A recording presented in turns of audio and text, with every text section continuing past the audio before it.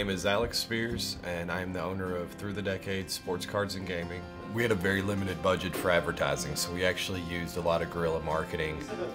One of the most successful plans that we did is we'd go to the local retail stores that were your box stores, your Walmarts and your Targets, and we would just drop business cards in every product that we sold. So when people would go to buy it there, they would know that we at least carried it as well, and then if that got them in the door, then we could show, we don't get price beat by Walmart or Target or any other chain store. So it gave us an opportunity to get our name out there and kind of get some promotions. And the other thing we did is, had some of our Magic players and Yu-Gi-Oh players wearing our t-shirts around when they would go to other tournaments or events, and that really helped promote us and kind of get us some even national recognition. I think the biggest was knowing what to have and when to have it. There were many conversations with distributors and suppliers going, I have no idea what to order, so just send me stuff, here's my budget. I had no clue what was going on certain stuff. You can know a business as well as you think you do, but it's a totally different world when you have to start ordering bulk masses of stuff. I think that was the biggest fear, and you start getting that bill every 7 days and you're starting to be like, oh crap, maybe I got too much, and you have too little, and then it's that constant balancing act of making sure you don't have so much inventory that you break yourself and so little inventory that you lose out on sales. I think that's probably the biggest challenge.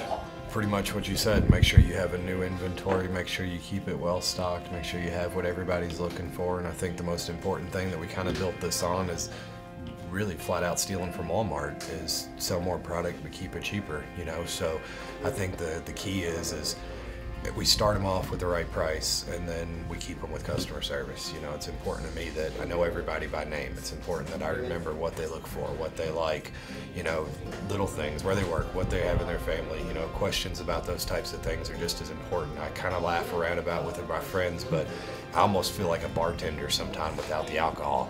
So you kind of hear a little bit about everybody's story, the good and the bad, but that's kind of what we're here. We're supposed to be, if you're here for an hour or two a day and you're hanging out, it's supposed to be that kind of relief from everything else that's going on in your life where you can kind of sit down, relax, play some cards, talk about sports, do whatever you'd like to do.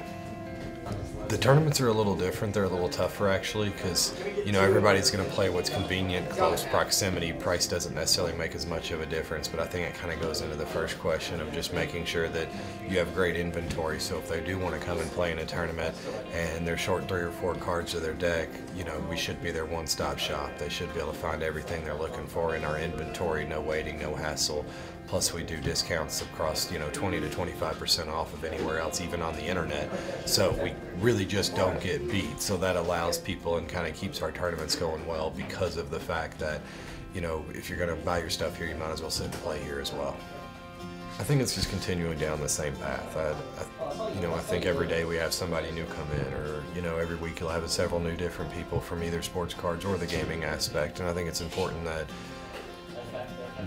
the most important thing for me to remember is 9 months ago we weren't far from the noose tightening to being a more prominent, successful business already in Louisville. So, I owe that to the players and I owe that to the community, and that's something that I don't want to forget. I want to make sure that I treat everybody the way I did the first day when I was desperate for any dollar that was spent to when we're a little more settled in and established. But I think, again, the most important is just providing the space and service that we would like to, and continue down the path of finding a larger space.